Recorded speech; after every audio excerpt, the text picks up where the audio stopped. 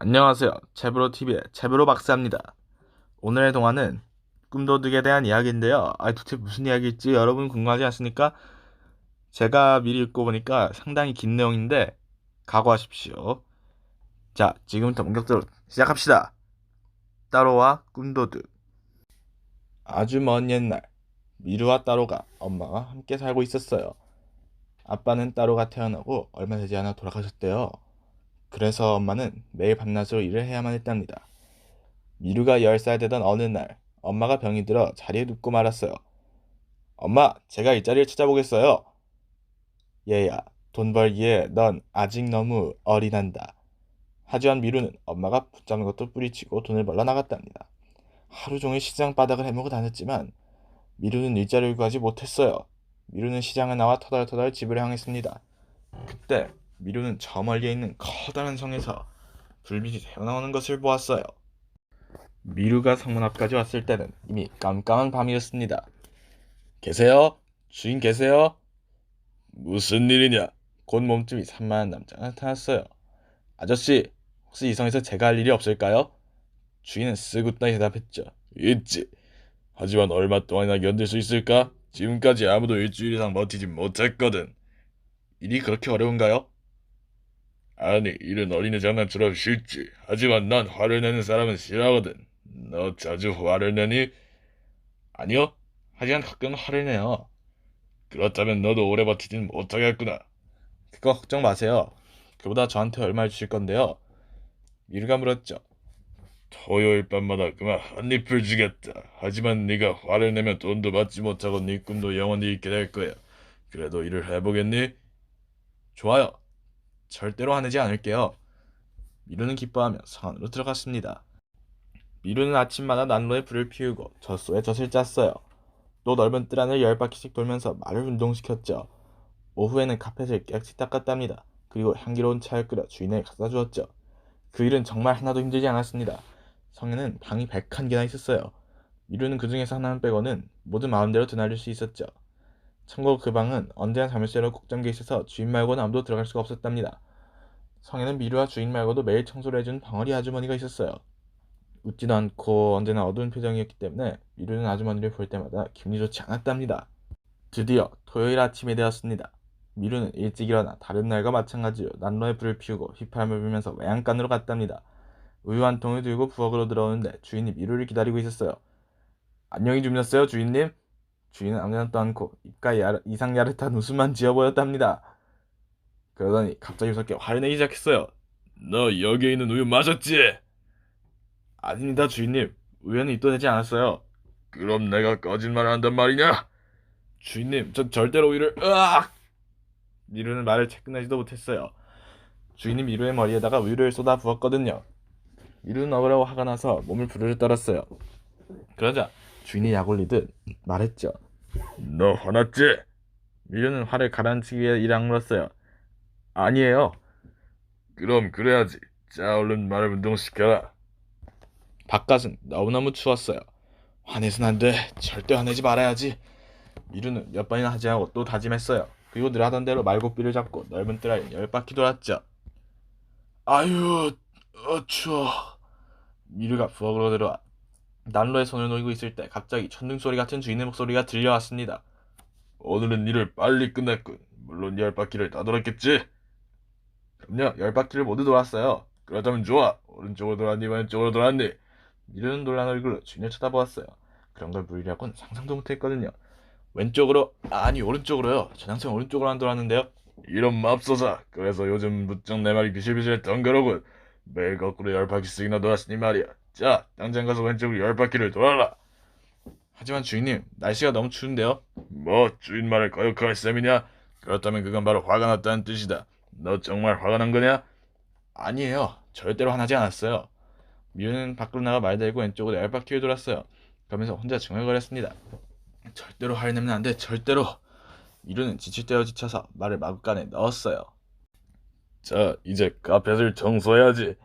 주인은 미루에게 조금 더 쉴 틈을 주지 않았어요. 미루가 거실로 들어가 카펫을 깨끗이 털어내자마자 주인은 흙이 잔뜩 묻은 장화를 신고 돌아와 카펫 위를 성큼성큼 걸어다녔습니다.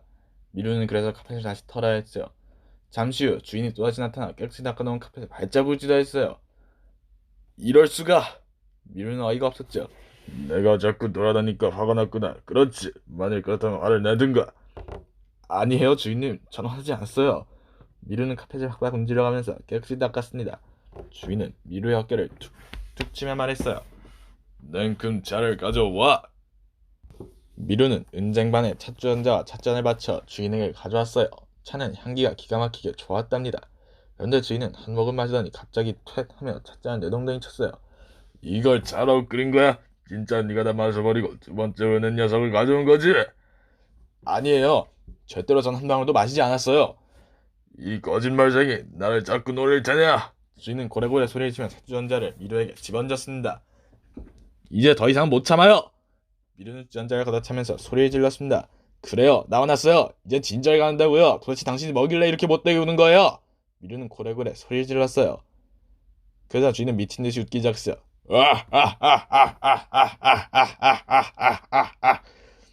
그제서야 미루는 자기가 졌다는 것을 깨달았죠. 미루는 상을 뛰쳐나왔습니다. 등 뒤에서는 주인의 소름 끼치는 목소리가 들렸어요. 고마워, 네 꿈들을 맛있게 먹으마. 미루의 눈에서는 눈물이 주르륵 쏟아졌어요. 결국 미루는 안간힘을 다해 집을 달렸죠. 한밤중이 되어서야 집에 도착했지만 들어갈 수가 없었어요. 빈손으로 돌아간 것이 너무나 부끄러웠거든요.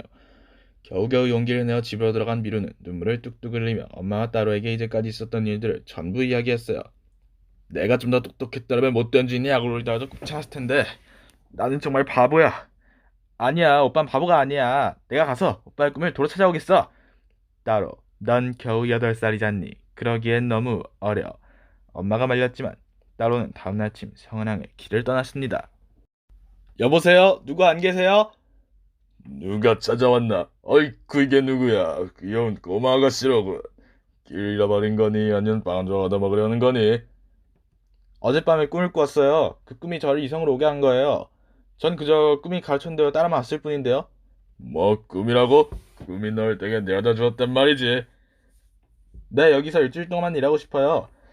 좋아. 하지만 며칠 견디지 못할걸. 화를 내는 사람은 내 집에 있을 수 없거든.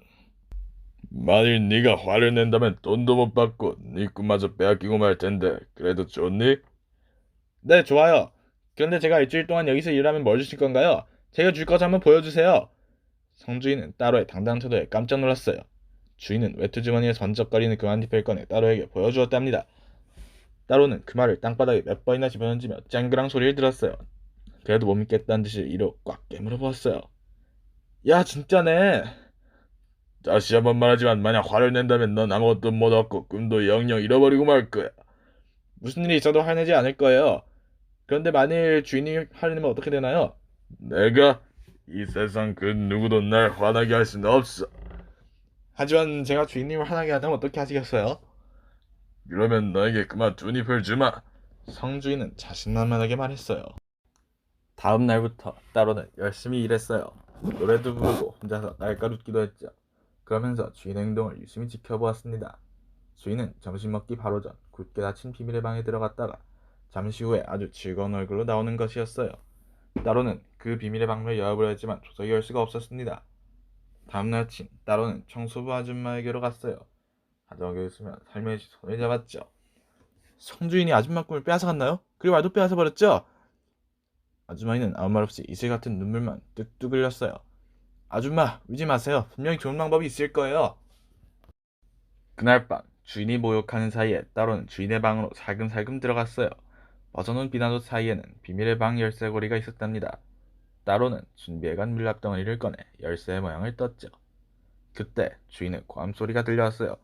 누구냐? 꼼짝 말고 그대로 있어! 하지만 따로는 재빨리 도망쳤어요.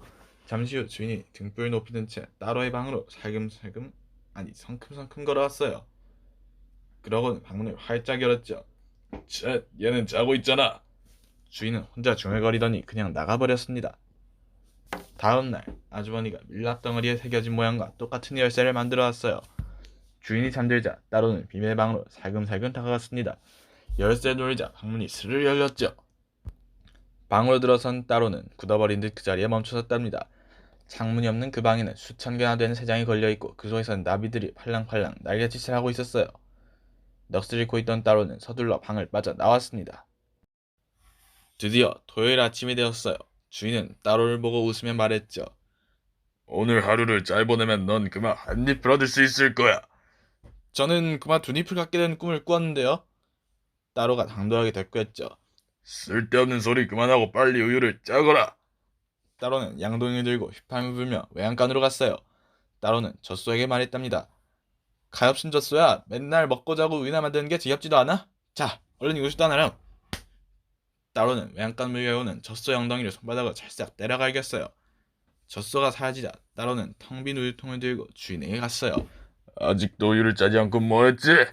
주인이 버럭 소리쳤어요. 제가 우유를 짜러 가니까 젖소가 이러던데요. 뚱뚱한 멍청이에게 이 말을 전해줘. 난 더 이상 그런 못된 주인에게 우유를 주기 위해서 도망간다고. 뭐라고? 내 값비싼 젖소가 도망을 쳤다고? 주인님 지금 화나셨죠? 그렇죠? 따로의 말에 주인은 자신이 깜빡했다는 걸 깨닫고 이를 드러내며 씩 웃었죠. 아니야, 난 화나지 않았어. 그저 네 말을 믿을 수가 없을 뿐이지. 자, 어서 말이나 내게 데려오거라. 따로는 마구간으로 달려갔습니다. 따로는 말고삐를 풀어주고 속삭였죠. 말아, 코삐를 벗으니까 편하지? 자, 어서 가거라. 따로는 손바닥으로 말엉덩이를 찰싹 때렸어요. 말은 기다렸다는 듯 바람을 휙 가르며 성 밖으로 뛰어나갔습니다. 잠시 후 따로는 주인에게 말했어요. 글쎄, 말이 그러는데 주인님을 태우고 다니는 게 지겹대요. 주인님이 뒤룩뒤룩 살이 쪄서 너무 힘들다면서 나가버리던걸요? 뭐라고? 내 귀중한 말이 도망쳤단 말이야? 주인님 지금 화나신 것 같네요? 아니야, 절대 화나지 않았어. 젖소나 말은 시장에 가면 얼마인지 살 수 있다고. 겨우 그깟 애 가지고 내가 화를 낼 것 같냐? 자, 어서 차나 내게 가져와. 벌써요? 그래, 지금 당장. 전 아직 아침도 안 먹었는데요? 따로는 이렇게 대답하고는 광주리에서 빵 하나를 꺼내 입으로 가져갔어요. 아참, 깜빡 잊은 게 있군. 우리 집 아이들은 토요일에 아무것도 먹어서는 안 돼. 자, 빵 내어놓고서 잘 가져오너라. 네? 전 먹지 않으면 자지도 못하고 들어도 쉽게 까먹어버려요. 참, 주인님, 마지막에 뭐라고 하셨죠? 차를 가져오라고. 난 매일 제스민 차를 마시잖니. 네? 무슨 차라고요? 제스민 차! 잠시 후 따로는 뜨거운 김이 모락모락 나는 커다란 찻주 한 잔을 들고 왔습니다. 주인은 차를 한 모금 마시더니 웰카움으로 토해버렸어요. 이게 도대체 뭐야? 꼬랑내 나는 양말차요. 이 차에 갖다 달라고 하지 않았어요? 내가 제스민 차라고 했지. 언제 꽝내는 양말 차라고 했냐? 어머, 잘못했어요. 저 용서해주세요. 배가 고파서 소리를 질렀나봐요. 근데 주인님, 지금 화나셨어요? 따로가 천적스럽게 물어보았어요. 아니, 주인은 화가 치밀하지 않았다는 듯 웃음에 답할 수밖에 없었죠. 점심때가 되자 따로는 갑자기 하던 일을 멈추고 아주머니를 쳐다보았어요. 바로 지금이에요. 아주머니는 빗자루를 내팽개치고 따로를 따라 집 안으로 들어갔습니다. 따로는 비밀의 방문을 활짝 열었어요. 그러고는 세장에 갇혀있는 나비들을 모두 풀어주었죠. 나비들은 알록달록한 날개를 펄럭이며 헐헐 날아갔어요. 그때 두 마리의 나비가 아주머니의 머리와 입에 살짝 내려앉아 입을 맞추는 것입니다. 따로 내 이름은 미리암이란다. 아주머니는 방긋 웃으며 말을 하기 시작했어요. 따로와 아주머니는 나비들을 모두 날려주곤 밖으로 나왔습니다. 얼마 되지 않아 주인의 고함소리가 들려왔습니다. 내 꿈들이 다 어디로 갔지? 도대체 누가 훔쳐간 거야? 이때 미리암이 또박또박 큰 소리로 말했어요. 이 뚱뚱 오대지야, 어디 내 빗자루 맛을 한번 봐라. 주인은 아주머니가 말하는 걸 보고 깜짝 놀랐어요. 아니, 아줌마가 다시 말하다니. 따로는 주인의 놀라는 모습이 너무 우스워 큰 소리로 깔깔거렸답니다. 네가 내 나비들을 훔쳐갔구나. 주인은 화가 머리끝까지 치밀어 올라 눈껏 소리쳤어요. 주인님, 화가 나셨군요. 그렇죠? 그래, 나 화났다. 하지만 난 절대로 그만 눈잎을 주지 않을 거야. 왜냐하면 넌 도둑이니까. 성주인 몹시 화가 나서 팔을 쿵쿵 부르고 소리를 고래고래 질렀답니다. 따로는 옆에 있던 나무 몽둥이를 번쩍 집어들었어요. 미리암도 빗자루를 꽉 움켜쥐었죠. 어디 맛 좀 봐라! 둘은 한참 동안 주인을 마구 때려갈겨 주었어요. 아이고, 살려줘. 그 말을 다 줄게. 주인은 살려달라며 용서를 빌었죠. 따로와 미리암은 성주인에게 그 말 받고는 서둘러 밖으로 나왔어요. 잘 가, 용감한 따로. 안녕히 가세요. 따로가 집에 도착했을 때는 이미 어두운 밤이었어요. 그새 엄마의 병은 깨끗이 나아 있었답니다. 다행히도 따로가 성으로 간 뒤 내내 눈물만 흘리고 있던 미루도 웃음이 되찾았어요. 그 나비가 날아와서 미루의 머리에 벌써 입을 맞춰주었거든요. 엄마와 미루는 성주인을 혼내주고 꿈을 찾아온 따로의 이야기를 밤이 새도록 들었답니다.